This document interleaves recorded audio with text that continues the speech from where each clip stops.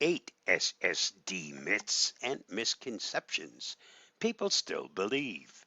My thanks to Jason Fitzpatrick for his article and the inspiration for this video. You'll find his article at the link listed. SSDs are too expensive when compared to their mechanical hard drive counterparts. Solid-state drives still cost more per gigabyte of storage. It's true. If you haven't gone parts shopping recently, you might still think that SSDs are a too costly upgrade you should skip. Fortunately, the days of spending $200 on a drive barely big enough to install Windows on are long behind us. Unless you have significant storage needs that require a multi-terabyte mechanical hard drive, like those used for network-attached storage, the days of SSDs being too expensive are long gone. SSDs wear out quickly. We have plenty of data to work with, and the data from punishing SSD use in data center indicates they last a very long time. Realistically, your SSD will outlive your computer and perhaps several upgrades. On a personal note, I've been using SSDs as my primary OS drivers for many years, and I have yet to have a drive die. Hibernation mode ruins SSDs.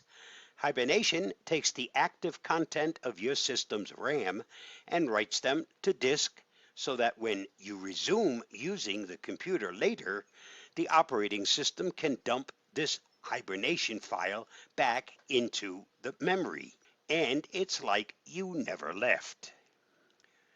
Daily hibernation of a PC shaves less than 1% per year off the TBW life of the drive.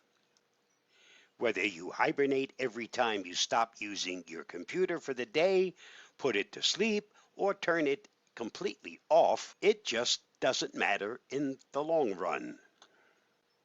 SSDs are only good for fast boot times. Fast boot times aren't the only reason to use an SSD. They are faster, quieter, more energy efficient, produce less heat, and take up less space. They're great for gaming too.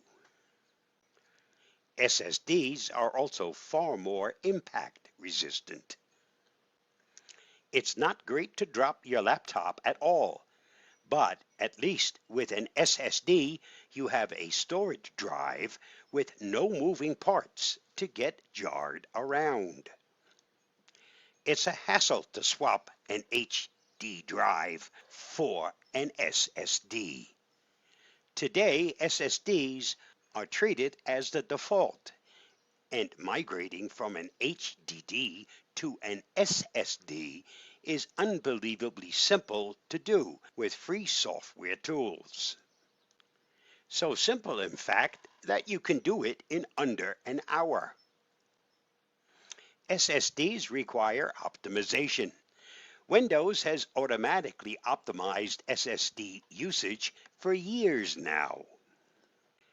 And to do this, you don't have to disable or enable features or optimize anything.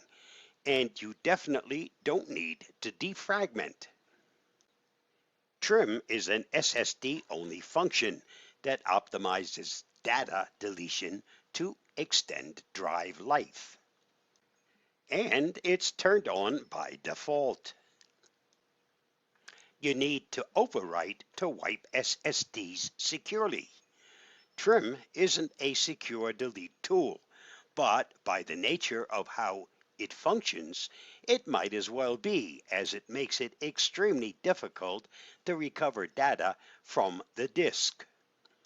Some motherboards have an SSD erase tool built into the BIOS, and most manufacturers have a manufacturer-supplied secure erase tool, such as Samsung's Magician software. These tools interact with the drive at the controller level and erase the storage cells without imposing unnecessary writes. SSDs lose data if you don't power them on frequently. Since the average consumer is not writing petabytes of data to an SSD and then storing it at high temperatures, so there's little to worry about.